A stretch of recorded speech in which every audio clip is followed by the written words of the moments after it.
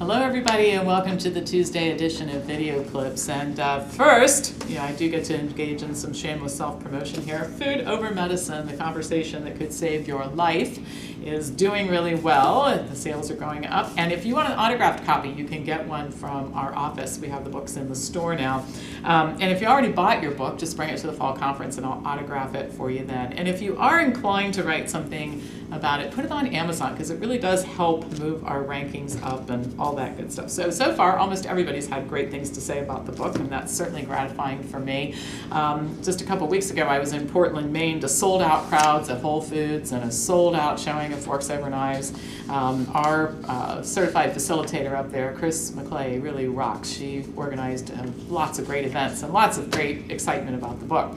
One other thing, tomorrow, Intro to Plant-Based Nutrition at 9 p.m. Eastern. So if you haven't taken that class yet, it is your quick start program to understand the science and skills for adopting the diet. Strongly recommended. All right, a couple topics today. And the first one I've received, I can't tell you how many emails about, because people disagree with what happened and they've been asking me to comment, so I will. And it pertains to the fact that the American Medical Association decided at its annual meeting in Chicago recently that obesity would be classified as a disease. And at the time that this was decided, the group stated that it hoped that the decision would cause doctors to pay more attention to it and insurance companies to pay for treatment for it. And I guess I simply do not understand how this makes a difference in terms of how doctors are going to deal with obese patients. I mean, are they really going to change their mind about how they view people based on this labeling? Why aren't they paying attention to it now is the question we should all be asking. Well, many people disagree with the classification. I happen to disagree with it. I don't think it's going to make a whole lot of difference in anything. But, and in fact, an AMA committee that looked at this issue recommended against the classification. And, I don't think the labeling is as important as what may result, some of the unintended consequences of the labeling that often aren't thought through. And according to an article that covered the issue in the New York Times, some doctors are kind of excited about the labeling because they think that reimbursement is going to be more available for both drugs to treat obesity and for bariatric surgery. And that's my concern, is it will drive more unnecessary and harmful treatments to be given to people who are obese rather than focusing on what's really wrong.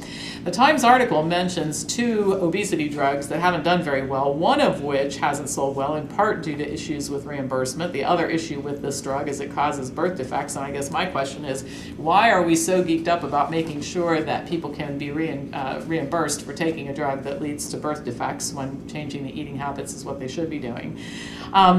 The debate does revolve around money. This reimbursement issue is huge. The IRS now says that obesity treatment is tax deductible. Medicare says it's not a covered disease, but Medicare will pay for drugs to treat baldness and erectile dysfunction, so I don't know why it's holding out on obesity drugs. But the point is the reimbursement issue and labeling are important to the drug companies, the device makers, the people who perform surgery, hospitals, etc. There's a lot of money in getting your procedure or drug classified to treat a disease that's readily recognized. Now, the reasons why the committee that the AMA convened to study the issue voted against classifying obesity as a disease was, first of all, that body mass index, which is the measurement that's used to define obesity, is flawed. And I would agree with that. Some people have a high BMI, for example, bodybuilders, but they're not overweight, while some people can have a lower BMI but carry a lot of body fat that increases their risk for diseases like diabetes and breast cancer. So BMI is not a perfect measurement, and frankly, the parameters that we've set in this country are not particularly accurate. I've talked about this greatly, at great length, that if we picked up the population of the United States and we plunked it down in another country like Canada, just to the north of us, about 60% of the population would be obese instead of a third of the population, because their definitions are a little bit different and more accurate up there. The discussion is, again, laughable because as we look into this whole labeling thing, it basically says we're not capable of determining who does and doesn't have a weight problem. I contend we can take a grade school-aged child into any Walmart, and that kid would be able to pick out with a great deal of accuracy the people who have a weight problem. So, this whole issue of definitions drives me crazy because I think it distracts us from talking about real issues. The committee did report that an argument for classifying obesity as a disease might be to reduce the stigma associated with it. And of course, when I read this, I thought, wow, the AMA is that arrogant that they think that they're changing the classification of obesity is going to change the mental mindset of most Americans. I really don't think so. I guess I think they get a little carried away with themselves from time to time.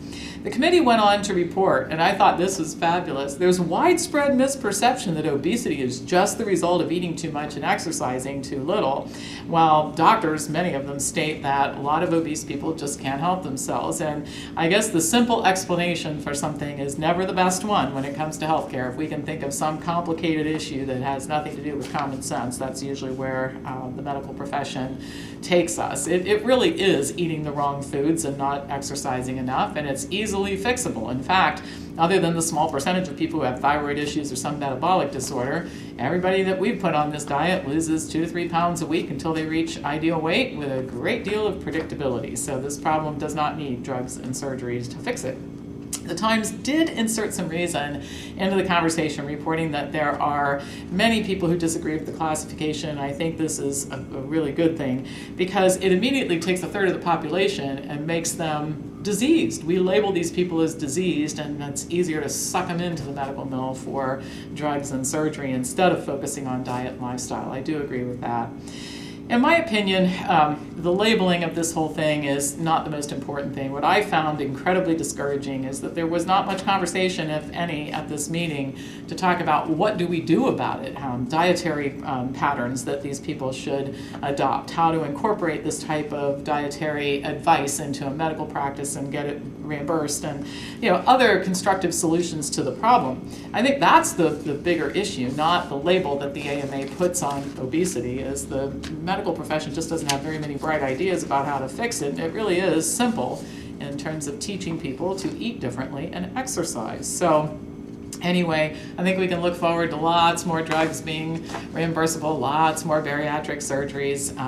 People tend to like free stuff, even if it's bad for them in the healthcare field. So right along this line, while we're talking about obesity, I think the Palestinians are on their way to developing weight problems. So I'll tell you about this. I was floored when I read this. It doesn't take long to cultivate a taste for fried and fast foods and animal food and fat and all that stuff. And once people develop a taste for it, they crave it, and they will, as it turns out, do almost anything to get it. According to a recent article in the New York Times, there are no American fast foods currently in the 140-mile strip of land in Gaza on which 1.7 million Palestinians live. It's difficult for people and products to move in and out of this particular region, but in spite of this, the Palestinians have developed quite a taste for Kentucky Fried Chicken, KFC, so much that they're willing to pay $27 for a 12-piece bucket of KFC, which takes 4+ hours to deliver. And when I describe to you what people go through to get this chicken, it just boggles my mind. The chicken comes from a franchisee in Egypt, and delivery involves two taxis crossing an international border and travel through a tunnel used to smuggle goods.